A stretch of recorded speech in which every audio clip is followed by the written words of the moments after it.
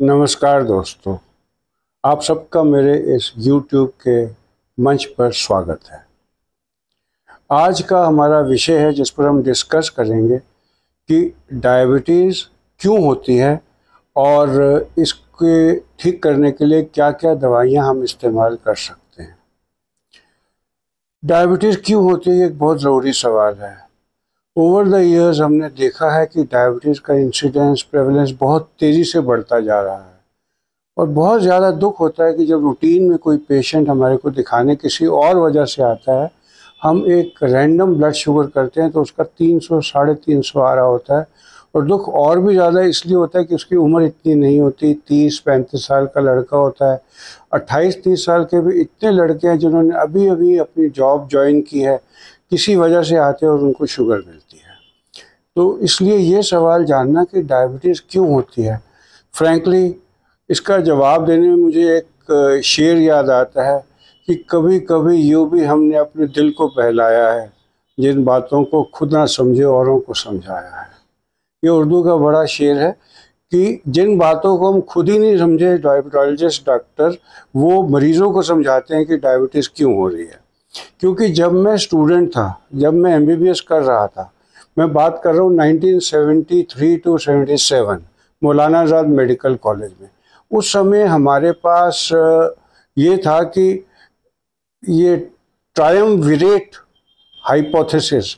अब ट्रायमविरेट इतना फ्लारी लैंग्वेज है कि मेरे को समझ नहीं आता था ये लैंग्वेज आई कहाँ से है।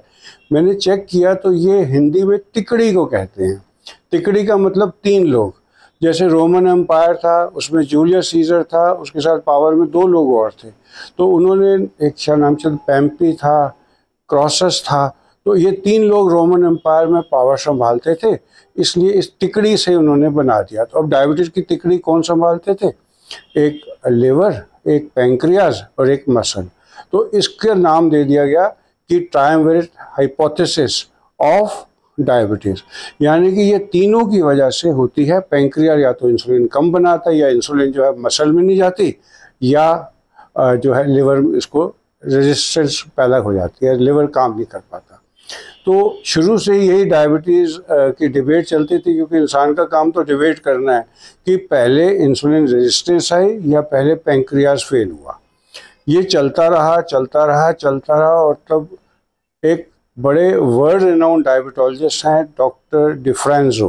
इन्होंने 2009 में एक पेपर पब्लिश किया जो उन्होंने उसमें लिखा कि ओमिनस ऑक्टेट, यानी कि डायबिटीज़ को करने के लिए 8 कारण हैं। ब्रेन भी है, गट इंटेस्टीन भी है, किडनी भी है, पैंक्रियाज में केवल बीटा सेल नहीं है जो इंसुलिन करते हैं काम, बल्कि ग्लूकागॉन भी है। तो सोच रहा था मैं याद करूं, तो फिर हमारे कोलीग हैं डॉक्टर चावला, जो डॉक्टर राजीव चावला, जो इंटरनेशनल रिनाउन के तो हैं ही मेरे साथ। I am fortunate to be working with him. उन्होंने अपने कोलीग के साथ एक पेपर निकाला कि डर्टी डजन, यानी कि उन्होंने 12 कारण दे दिए। अब एज ए डॉक्टर मैं 12 कारण याद रखूं, तभी आया कि बैरिएट्रिक सर्जरी करने से ऑलमोस्ट सारे कारण ठीक होने लगते हैं। अब ये क्या बात समझ ही नहीं आई कि अगर बैरिएट्रिक सर्जरी करो, एक मोटे आदमी को पतला कर दो, तो सारे कारण कैसे ठीक हो गए। तो मेरे को आज तक समझ नहीं आया कि डायबिटीज़ क्यों बढ़ रही है। हाँ, थ्योरीज बहुत हैं, बातें बहुत हैं, इसलिए मैं डायबिटीज़ के लिए कारणों के ऊपर बस छोड़ देता हूँ, क्योंकि मेरे को समझ नहीं आया। पर डायबिटीज़ बड़ी तेज़ी से बढ़ी जा रही है। तू इधर उधर की ना बात कर, तू मुझे ये बता कारवां क्यों लौटा। मुझे नहीं मालूम कि डायबिटीज़ क्यों बढ़ रही है। अब दूसरी बात आ जाती है डायबिटीज़ के ट्रीटमेंट के लिए। आप नोट करेंगे इतनी लंबी लंबी कॉन्फ्रेंसेस होती हैं 5-5 दिन की, जिनके अंदर डायबिटीज़ के बारे में ही डिस्कस किया जाता है। बट अल्टीमेटली अगर आप ट्रीटमेंट ऑफ डायबिटीज़ की बात करें तो दुनिया भर में हर डायबिटोलॉजिस्ट, हर फिजिशियन इंसुलिन को छोड़ के केवल 4 ग्रुप ऑफ दवाइयाँ ही इस्तेमाल करता है।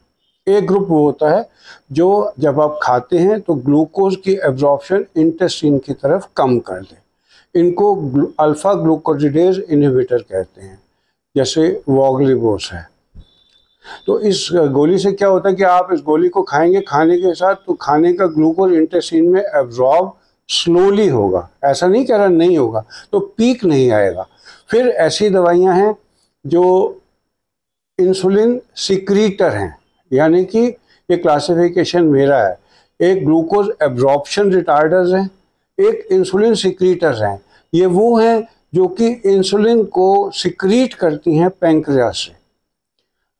अब इसमें दो ग्रुप आते हैं, एक तो वो होती हैं कि इररिस्पेक्टिव आपने कुछ खाया या नहीं खाया ग्लूकोज सिक्रीट करेंगे, इनमें सल्फोनाइलयूरियाज आते हैं। इनका नुकसान ये होता है कि अगर आप ये गोली खा लेंगे और खाना नहीं खाएंगे तो शुगर लो जा सकती है, हाइपोग्लाइसीमिया के अटैक होंगे। फिर दूसरा ग्रुप है जिनको DPP-4 इनहिबिटर कहते हैं, इसमें इंसुलिन सिक्रीट होती है, वो भी इंसुलिन सिक्रीटागॉग हैं, लेकिन इंसुलिन सिक्रीट तब होती है जब आप कुछ खाएंगे। तो इसलिए इनके साइड इफ़ेक्ट शुगर लो करने के मामले में उतने नहीं होते जितने सल्फोनाइलयूरिया होते हैं। तो अभी हमने दो ग्रुप डिस्कस किए, एक हुआ ग्लूकोज एब्जॉर्प्शन रिटार्डर्स, जिनको मैंने कहा अल्फा ग्लूकोसिडेज इनहिबिटर्स होते हैं। दूसरे होते हैं इंसुलिन सिक्रीटर्स, जो इंसुलिन को सिक्रीट करते हैं, इसमें सल्फोनाइलयूरियाज होते हैं और DPP-4 इनहिबिटर्स होते हैं। फिर होते हैं इंसुलिन सेंसिटाइजर्स, जो इंसुलिन की सेंसिटिविटी हमारी बॉडी में बढ़ा देते हैं, यानी कि ऑलरेडी अवेलेबल इंसुलिन का असर बढ़ाते हैं। अगर वो सेंट्रल लेवल पे बढ़ाते हैं जैसे लिवर के ऊपर, तो उनमें आती है मेटफॉर्मिन, बाइगोनाइड, और अगर पेरिफेरली बढ़ाते हैं तो वो आते हैं ग्लिटाजोन्स। अब एक नया ग्रुप आया है, इतना नया तो नहीं है बट पिछले 5-6 साल से आया और इतनी तेज़ी से आगे बढ़ रहा है, क्योंकि फॉर्चुनेटली ये वो ग्रुप है जो देने के बाद शुगर को कंट्रोल तो करता ही है, हमारे हार्ट को और किडनी के लिए बहुत बेनिफिशियल है। तो ये जो है इनको कहते हैं SGLT2 इनहिबिटर। तो ये हैं ग्लूकोज एक्सक्रीटर्स। तो एक हो गया एब्जॉर्प्शन कम करने वाले, एक हो गया ग्लूकोज सिक्रीट करने, ग्लूकोज को एक्सक्रीट करने वाले, एक हो गए जो इंसुलिन का असर बढ़ाते हैं, एक है जो इंसुलिन रिलीज करते हैं। अब इसमें से कौन सी दवा किस पेशेंट को दी जाए, यही आर्ट है। अगर एक सेम प्याज कटे हुए हों, टमाटर कटे हुए हों, धनिया कटा हुआ हो, मसाले पड़े हों, आप 4 लोगों को किचन में भेजो, 4 को उसको खाना बनाने के लिए, सबका टेस्ट अलग अलग आएगा। तो सिमिलरली सेम दवाइयों से अलग अलग डॉक्टर अलग अलग तरीके से मरीज़ का इलाज करते हैं, सेम कॉन्स्टिट्यूएंट से, और रिज़ल्ट अलग अलग आता है। तो इसमें कौन से डॉक्टर को आपको चुनना है, क्या इलाज लेना है, क्या आपका डॉक्टर आपके लिए समझता है, ये सब बातें बहुत ज़रूरी हैं, जिसके लिए मैंने ये वीडियो बनाई है। और मैं इस तरीके के कंटेंट आप सबको से शेयर करता रहूँगा। जो मेरे ज़िंदगी में तजर्बा है वो मैं आपके साथ शेयर करता रहूँगा। और मेरी एक रिक्वेस्ट है, अगर इस तरीके के चैनल से अगर आपको फ़ायदा लगता है तो मुझे सब्सक्राइब कर लीजिए, ताकि मुझे अच्छा लगे। और जब मेरी शादी नहीं हुई थी तो मैंने एक लड़की को प्रपोज़ किया था, उसने ना मुझे हाँ की ना की, और 1 साल लटका दिया।